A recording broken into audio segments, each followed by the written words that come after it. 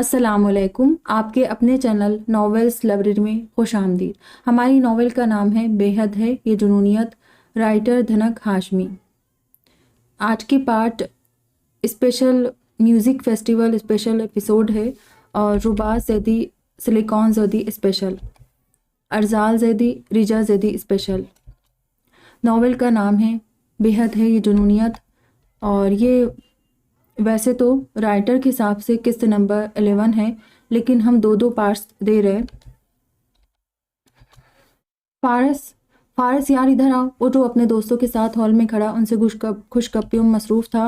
मुर्तसम की पुकार पे मुड़ा जो भीड़ होने के बाद हाथ लहरा कर उसे अपने पास आने का इशारा कर रहा था, जिस पे वो दूसरे दोस्तों से एक्सक्यूज़ करता बमुश्किल लोगों की भीड़ को चीरता उस जानिब आया। क्या बात है मुर्तसिम? उसके मुकाबिल खड़ा इस्तफसार कर रहा था।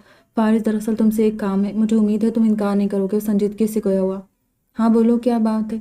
मुस्कुराते हुए कहने लगा। वो एक्चुअली बात यह है कि वो बात अधूरी छोड़कर उसके चेहरे की जानिब देखने लगा। हाँ आगे भी बोलो, इतना हिचकिचा क्यों रहे हो? मुतजस्सिस से बोला। जो सिंगर यहाँ परफॉर्म करने वाला है वो थोड़ा लेट आएगा, इसलिए कंसर्ट ऑर्गेनाइज़र यानी हमारे प्रोफेसर ने कहा है कि अगर स्टेज यूं ही खाली रहा और स्टूडेंट्स को किसी ने इंटरटेन ना किया तो ये लोग वावेला मचा देंगे। तो जब तक हमारा सिंगर R.K. राजपूत नहीं आ जाता तब तक तुम इन्हें एंटरटेन करो। वैसे भी तुम काफ़ी अच्छी सिंगिंग कर लेते हो, इसलिए प्रोफेसर ने तुम्हारे लिए मैसेज दिया। मुर्तसिम ने सारी बात उसके गोशगुजार किया। क्या मैं सिंगिंग करूँगा? No never. वो जो उसकी बात सुनकर कुछ पल सकते में रहा, फिर होश में आता चीख पड़ा। क्यों क्यों नहीं करोगे? वो उसे गुस्से से घूरता बोला। नहीं करूँगा तो बस नहीं करूँगा, मेरी मर्जी। बेमुरवत लहजे में कहता उसे हैरान कर गया। फारसी, हमारी उन्हीं की इज्जत का सवाल है। क्या तुम ऐसा चाहते हो कि आज म्यूज़िक फेस्टिवल की रात यहाँ कोई हंगामा हो? प्लीज़ मान जाओ। वो उसे बाजू से थाम कर ज़बरदस्ती हॉल से बाहर ले जाने लगा, जिसपे वो उसका हाथ झटकता 2 कदम पीछे हुआ। जब मैंने एक दफ़ा मना किया है तो तुम्हें मेरी बात समझ नहीं आती? मुझे स्टेज पर जलवागर होकर लोगों की नज़रों का मरकज़ नहीं बनना। गुस्सैली आवाज़, आंखों में एक अनजाना सा तासुर लिए चीखा। लेकिन क्यों फारिस? मैं वजह जानना चाहता हूँ। संजीदगी से उसकी आंखों में देख रहा था। मैं वजह बताना ज़रूरी नहीं समझता, सर लहजे में कहता उसे कुछ कहने का मौका दिए बगैर तेज़ी से हॉल से निकलता चला गया। अरहम, तुम कहाँ रह गए थे? वो जो बमुश्किल उस भीड़ से गुजरता उन दोनों तक आया था। रिजा के सवाल पर उसे घुरा। देख नहीं रही यहाँ कितनी भीड़ है, इसलिए यहाँ आते आते वक्त लग गया। सिली, तुमसे कहा भी था कि स्टेज के ज़्यादा करीब मत जाना, अभी तो स्टेज खाली है। जब यहाँ सिंगर परफॉर्म करेंगे तब ये आवारा लड़कों के ग्रुप्स उछलेंगे तो हम इस बीच धंस कर रह जाएंगे। वो गुस्से में कह रहा था। सॉरी अरम, तुम सही कह रहे हो, हमें एक्साइटमेंट में आगे नहीं आना चाहिए था। सिलिकॉन शर्मिंदगी से सर झुकाए बोली। चलो जो होना था हो गया, अब तुम परेशान मत हो, बस सिंगर्स की लाइव परफॉर्मेंस देखो। उसे उदास और शर्मिंदा देखकर कुछ नरम पड़ा, जिस पे वो फीका सा मुस्कुरा दी। अरे मेरा फ़ोन कहाँ गया? लगता है वहीं गिर गया होगा। अरहम ने अपनी पॉकेट में हाथ डालते खुद कलामी की। क्या हुआ अरहम? रिजा, जो उसकी पेशानी पर फिक्रमंदी की लकीरें देख रही थी, पूछे बिना न रह सकी। मेरा फ़ोन नहीं मिल रहा, लगता है कहीं गिर गया है। तुम दोनों यहीं रुको, मैं लेकर आता हूँ। वो इन्हें कहता उस भीड़ से निकलने। लेकिन इतनी भीड़ में तुम फ़ोन कैसे ढूंढोगे? मैं तो कहती हूँ रहने दो, यूँ ले लेना। रिजा ने रश देख कर उसे रोकना चाहा। नहीं रिजा, मुझे मेरा फ़ोन चाहिए, तुम लोग यहीं रुको, मैं बस यूँ गया और यूँ आया। वो जल्द में कहता रश में से निकलने लगा और चंद मिनटों की मशक्क़त के बाद ही वो हॉल से बाहर मौजूद था। अरे ये लाइट्स क्यों बंद हो गई? अचानक पूरे हॉल में अंधेरा छाने की वजह से रिजा बुखला आवाज़ में बोली। पता नहीं, मुझे तो अंधेरे से बहुत डर लगता है। सिलिकॉन ने डर के मारे उसका हाथ पकड़ लिया, जबकि सभी लोग अपने अपने मोबाइल्स की टॉर्चेस ऑन कर रहे थे। तुम डरो मत, मैं मोबाइल की टॉर्च ऑन करती हूँ। रिजा उसकी डरी सहमी आवाज़ पे अपने शाने पे टिके पर्स से मोबाइल निकाल कर टॉर्च ऑन करने लगी। चलिए तुम अपने फ़ोन की टॉर्च ऑन करो। यहाँ नेटवर्क कम है, इसलिए मैं इस तरफ जाकर अपने फ़ोन से अरहम को कॉल करती हूँ। वो ज़रा फासले पर कम भीड़ वाले देख कर उसे कहती खुद उससे ज़रा फासले पर गई, क्योंकि आहिस्ता आहिस्ता नेटवर्क कम हो रहा था। इसलिए उसने सोचा कि नेटवर्क जाने से पहले कॉल करके अरहम को यहाँ की सूरत हाल से आगाह कर दे, क्योंकि अब उसका इरादा सिलिकॉन को साथ ले घर जाने का था। उसे लग रहा था कि इत्तेफाकन लाइट गई है, जिसे ठीक होने में ना जाने कितना वक्त लगेगा। और हम यहाँ लाइट चली गई है और पता नहीं कब तक ठीक होगी। डैड भी घर में अकेले, इसलिए मैं सोच रही हूँ कि घर चलते, तुम वहीं रुको, मैं सिली को लेकर आती हूँ। वही की सांस में सारी बात कह गई। फिर दूसरी जानिब से भी कुछ कहा गया, जिसे सुनकर वो कॉल डिस्कनेक्ट करती अभी सिलिकॉन की तरफ जाने के लिए कदम बढ़ाने वाली थी कि किसी ने जोर से उसका बाजू पकड़कर अपनी जानिब खींचा, जिस पर बुखलाकर अपना बाजू छुड़वाने की सही करने लगी, लेकिन कोशिश नाकाम रही। फिर मुकाबिल ने उसे कुछ भी सोचने समझने का मौका दिए बगैर उसके मुंह पर टेप चिपकाई और इस दोनों हाथों पे अपने हाथों की गिरफ्त जमाई थी। वो जो कोई भी था, चेहरा मास्क से छुपाए ज़बरदस्ती उसे घसीटता हुआ बड़े मोहतात अंदाज में लोगों की भीड़ में से उसे हॉल से बाहर ले जाया था, जबकि सिलिकॉन वहीं खड़ी उसके मुंतज़र थी। अभी 5 मिनट ही गुजरे थे कि पूरा हॉल रोशनियों से जगमगा उठा।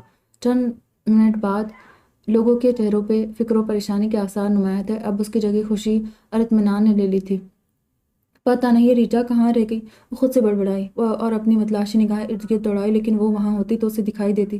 Good evening every one, stage پہ کھڑے نوجوان کی آواز مائک میں گونجی، جس پہ سب متوجہ ہوئے۔ جیسا کہ آپ سب جانتے ہیں کہ آج یہاں پاکستان کے بڑے بڑے سنگرز اپنی آواز کے جلوے سے ہماری سماعتوں کو میسمرائز کریں گے، لیکن تب تک آپ کو ایک ایسی شخصیت اپنی آواز کے جادو میں جکڑے گی جو کسی بھی تعارف کے محتاج نہیں۔ تو آپ سب کی بھرپور تالیوں میں ہم اسٹیج پر بلاتے ہیں the one and only mister روباز سیدی۔ اناؤنسمنٹ پہ ہر طرف تالیوں کی گونج اٹھی، جبکہ روباز کا نام سن کر سلیکون کا منہ کھلا کا کھلا رہ گیا۔ اچانک اسٹیج کی ساری لائٹس آف ہوئی اور ایک وائٹ لائٹ درمیان میں آن کی گئی۔ چونکہ آڈینس کی طرف روباز کی پیٹھ تھی، اس لیے ابھی تک کوئی اس کا چہرہ نہیں دیکھ سکا تھا۔ چلو اچھا ہے، آج اسی بہانے اس کا چہرہ تو دیکھ سکوں گی، وہ دل میں خوش ہوئی تھی۔ لیکن مجھے کیا، میں کیوں اتنا خوش ہو رہی ہوں؟ سلیکون زیدی کچھ شرم کرو، تم کیا سوچ رہی ہو؟ اس نے اپنی ساری سوچوں کو جھٹکا اور اسٹیج کی طرف متوجہ ہوئی، جہاں سب دل تھامے اس کی آواز کے منتظر تھے۔ میرے دل کی یہ ٹکڑے ہیں، نگاہوں سے چنو یار، محبت کی کہانی ہے، محبت سے سنو یار۔ اس کی ٹھہری مگر سریلی آواز پہ سب خود بخود دم بخود رہ گئے تھے، لیکن ابھی تک وہ سب کی طرف مڑا نہیں تھا۔ اس کے چند ٹھہرے لفظوں پہ آہستہ آہستہ رنگ برنگی لائٹس آن ہوئی، جس سے اچانک پورا اسٹیج روشن ہو گیا اور تالیوں کی گونج سے پورا ہال جھوم اٹھا کہ اچانک وہ پلٹا اور اسے ہر کوئی دیکھتا ہی رہ گیا۔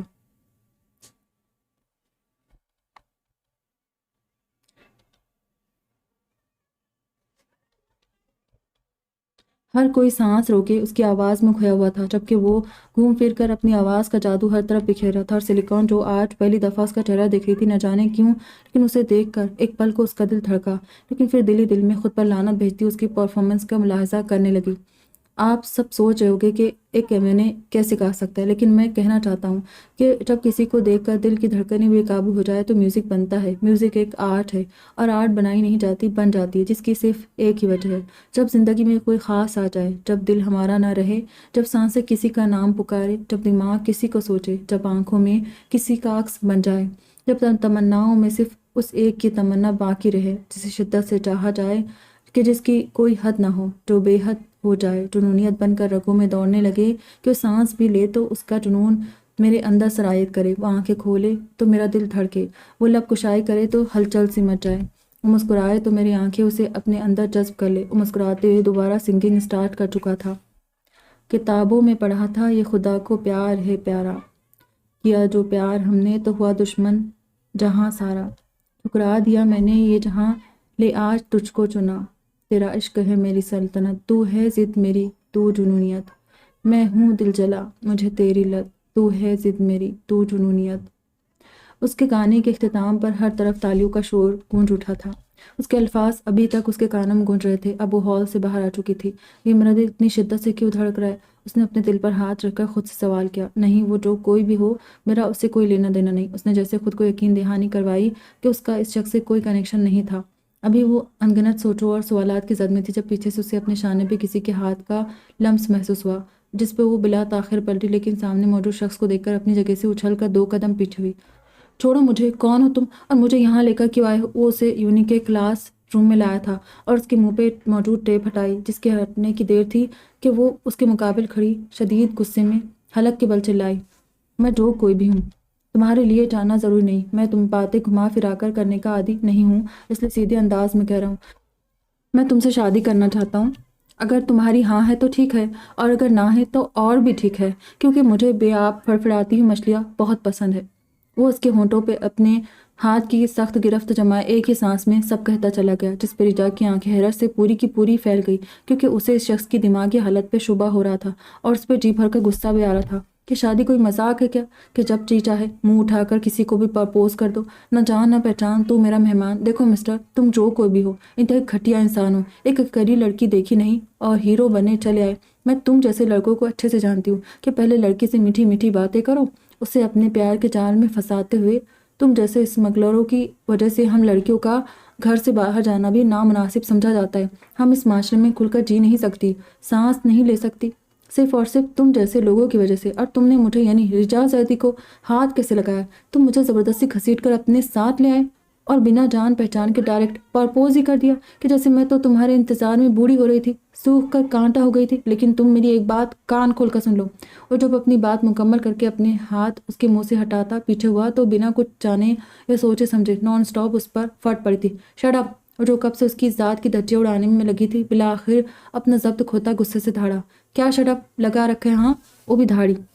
I said just shut up! اب اگر تمہاری زبان سے ایک بھی لفظ نکلا تو بہت برا ہوگا۔ اسے غصے سے گھورتا ہوا اس کا بازو دبوچ کر گرایا۔ میں ایک خاندانی لڑکا ہوں اور میں نے کچھ غلط نہیں کہا جو تم میرے کردار تک پہنچ گئی۔ اس کے چہرے پر دھاڑا۔ اگر اتنے ہی خاندانی ہو تو اپنا ماسک ہٹاؤ، چہرہ کیوں چھپا رکھا ہے؟ اگر اتنے خاندانی ہو تو میرے گھر رشتہ بھیجو، یوں زبردستی میرے سر پر اپنا پرپوزل مسلط مت کرو۔ اسے خاندان کا تانا بھی دے گئی۔ اگر میرے چہرہ دکھانے سے تمہیں میرے خاندانی ہونے کا سرٹیفکیٹ مل جائے گا تو یہ لو۔ اسے سختی سے گھورتا اپنا ماسک اتار کر دور پھینکتا ہوا بولا، جبکہ اسے دیکھ کر ایجا کچھ پل کو ساکت رہ گئی، لیکن صرف کچھ پل کو۔ پھر چند سیکنڈز بعد وہ اپنی ٹون میں دوبارہ لوٹی۔ تم وہی ہو نا جس نے ریسٹورنٹ میں میری جان بچائی تھی؟ اسے حیرت سے دیکھتی رہ گئی۔ ہاں میں وہی ہوں ارسال زیدی۔ اب مجھے جو کہنا تھا میں کہہ چکا، اور رہی بات رشتہ بھیجنے کی تو کل تمہارے گھر رشتہ بھیجوں گا، لیکن اگر تم نے انکار کیا تو تمہارے لیے بالکل اچھا نہیں ہوگا، سمجھ گئی؟ چلو اپنا خیال رکھنا، اب میں چلتا ہوں سویٹ ہارٹ۔ ایک فلائنگ کس اس کی طرف اچھالتا کلاس روم سے نکلتا اس کی نظروں سے اوجھل ہوتا چلا گیا، جبکہ وہ اب رشتہ بھیجنے والی بات پہ خود پر غصہ کرتی جی بھر کر پچھتا رہی تھی، لیکن جو ہونا تھا وہ تو ہو گیا تھا، اب کیا کیا جا سکتا تھا؟ اس لیے وہ بیچاری وہیں سر تھام کر بیٹھ گئی۔ وہ اپنے دھیان میں جا رہی تھی کہ کسی کے ساتھ زبردست تصادم ہونے پہ کرا کر رہ گئی۔ آہ دیکھ کر نہیں چل سکتے، اونتے ہو کیا؟ آہ میرا سر! عمل نے اس کی جانب گسیلی نگاہوں سے دیکھا، اپنا ماتھا سہلاتے ہوئے کہا، میں تو دیکھ کر ہی چل رہا تھا، لیکن لگتا ہے آپ کی نظریں خاصی کمزور ہے، لہٰذا آپ کو ڈاکٹر کی ضرورت ہے جو آپ کی آنکھوں کے ساتھ ساتھ آپ کے دماغ کا بھی علاج کرے۔ وہ عام سے لہجے میں کہتا اسے تیش دلا گیا۔ یوں تم نے مجھے یعنی عمل زیدی کو پاگل کہا؟ وہ اسے گھورنے لگی تھی۔ جی نہیں، میں نے کب کہا؟ لیکن اگر آپ خود کہہ رہی ہے تو یقیناً اس بات میں کوئی سچائی ہوگی۔ اوکے کوئی بات نہیں، میری دعا ہے کہ آپ کی دماغی حالت جلدی سے درست ہو جائے، ورنہ آپ جہاں بھی جائے گی سب کو پاگل کر دے گی۔ خیر آپ سے مل کر خوشی ہوئی مس عمل زیدی۔ ویسے میرا نام ارحم زیدی ہے۔ وہ نان سٹاپ بولتا روبرو کھڑی اس چھوٹی سی لڑکی کا دماغ گھما گیا۔ میرا دل چاہ رہا تمہیں اٹھا کر کہیں پٹک دوں، بدتمیز، جاہل، پاگل، بے وقوف۔ وہ دانت چبا کر ایسے کری تھی کہ جیسے اپنے دانتوں تلے ارحم کو چبا رہی ہو۔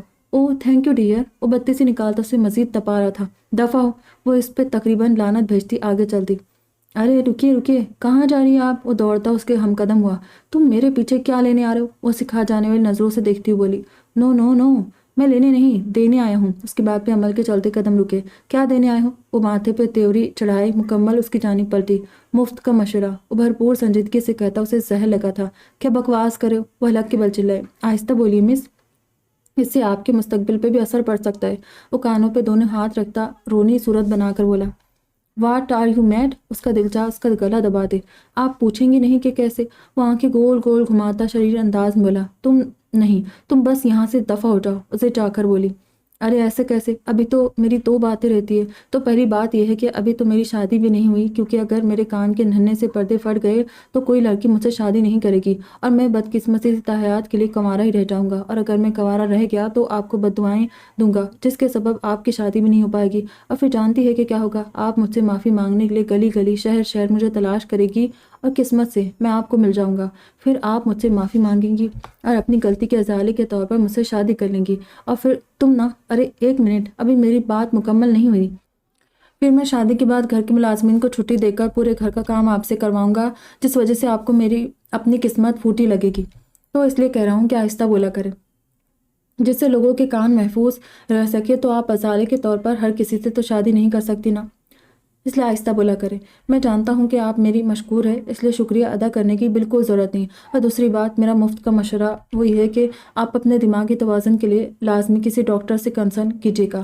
میں تو آپ کا بھلا ہی چاہتا ہوں، باقی آپ کی مرضی۔ وہ بھرپور سنجیدگی سے نہایت مؤدب انداز میں کہتا، اپنی ہنسی کے امڑتے فوارے کو بمشکل روکتا اسے مسکراتے ہوئے دیکھنے لگا، اور اب جوابی کارروائی کا منتظر تھا۔ تمہیں پاگل خانے میں ہونا چاہیے تھا، یہاں کیا کر رہے ہو؟ خیر میں بھی کس کے منہ لگ رہی ہوں؟ امید ہے کہ تمہاری کوئی بات رہ نہیں گئی، آئندہ میری نظروں کے سامنے بھی مت آنا، انڈرسٹینڈ؟ اس سرد لہجے میں انگلی اٹھا کر وارننگ دیتے لہجے میں کہتی، تیز تیز قدم اٹھاتی وہاں سے چلی گئی۔ اس کے جاتے ہی ارحم کے بلند و بالا کہہ تھے جو کسی طور بھی تھمنے کا نام نہیں لے رہے تھے۔ تم؟ وہ حیرت سے پوری آنکھیں پھیلاتی ہوئی بولی۔ सिली, तुम यहाँ अकेले क्यों खड़ी हो? फारिस को मुर्तसिम दोबारा हॉल में ले गया था। वो जानता था कि फारिस किसी वजह से अपसेट रहता है, लेकिन वजह उसे मालूम नहीं थी। मेरा नाम सिलिकॉन ज़ैदी, सिली नहीं हूँ मैं, वो सख्त लहजे में बोली। अच्छा ठीक है, अब नहीं बोलूँगा। वैसे तुम यहाँ क्या करी हो? नरम लहजे में गोया हुआ। तुमसे मतलब मैं जहाँ भी जाऊँ टू टी में आया करूँ, तुम्हें क्या? नागवार से उसे देखकर उसने वहाँ से जाने के लिए कदम बढ़ाया जब वो पीछे से उसकी कलाई थाम कर उसे रोक चुका था। लेकिन इससे पहले कि वो कोई रद्दमल दिखाती कि किसी ने बाजू से पकड़कर एक झटके में उसे अपने करीब किया, जिस पे वो अपना तवाज़ुन बरकरार न रखते उसके सीने से आ लगी। वो उसे सरा से पीछे हटाता, किसी को सोचने समझने का मौका दिए बगैर फारिस के मुंह पे जोरदार पंच मार चुका था, जिसके लिए तैयार नहीं था, इसलिए अपना तवाज़ुन बरकरार न रखता जमीन पर मुंह के बल गिरा था। तुमने इसे हाथ कैसे लगाया? वो शोले टपकाती नजरों से उसे देखता इतनी जोर से धाड़ा कि सिलिकॉन डर कर 2 कदम पीछे हटी। तेरी हिम्मत कैसी इससे हाथ लगाने की? वो जो रोबास को गुस्सैली नजरों से देखता उठ खड़ा हुआ था।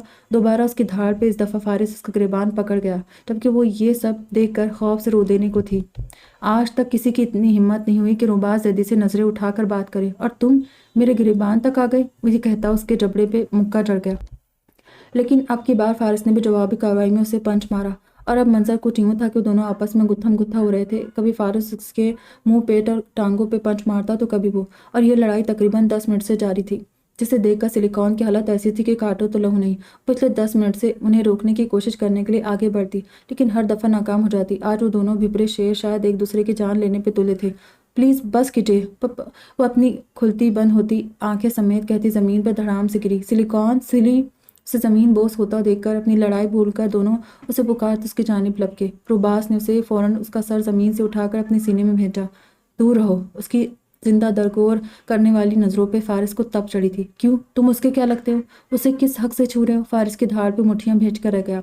ये तुम्हें जल्दी पता चल जाएगा, वो वार्निंग देते अंदाज में कहता, उसके बेहोश वजूद को बाजू में उठाकर उसे वहीं हैरत का मुजस्समा बने छोड़कर आगे बढ़ गया। रुबास कहाँ जा रहे हो? जो सिलिकॉन को उठाए तेजी से यूनी के लॉन से गुजर रहा था। इरजाल की पुकार पे उसके कदम रुके। इरजाल, ये आंखें नहीं खोल रही है, मेरा दिल बहुत घबरा रहा है, मैं उसे हॉस्पिटल ले जा रहा हूँ। वो उसके नाजुक वजूद को परेशानी से देखता बोला, जबकि इरजाल को आज कहीं से भी वो रोबास जैदी ना लगा, जो किसी की परवाह नहीं करता था। वो आज उस छोटी सी लड़की के लिए बेचैन हो रहा था, लेकिन उसे हुआ क्या है? इरजाल उसके मजबूत बाजू में उस कांच की गुड़िया के होशो खिरत से बेगाना वजूद को देखता इस्तफसार करने लगा। इरजाल, अभी इन सब बातों का वक्त नहीं है, मैं उसे हॉस्पिटल ले जा रहा हूँ, अदालत में कहता तेजी से आगे बढ़ा। रुबास, तुम्हारा होंठ का किनारा क्यों फटा है और तुम्हारे माथे से भी खून निकल रहा है? मुझे बताओ कि क्या हुआ है? वो उसके पीछे आता उसका शाना झंझोड़ कर गुस्से से बोला, मैंने कहा ना कि अभी इन सब बातों का वक्त नहीं है, तुम्हें समझ नहीं आ रहा है? उससे दूर हटता तेजी से उन्हीं से निकलता चला गया, जबकि इरजाल उसकी हालत पे तासुब सर हिला कर रह गया।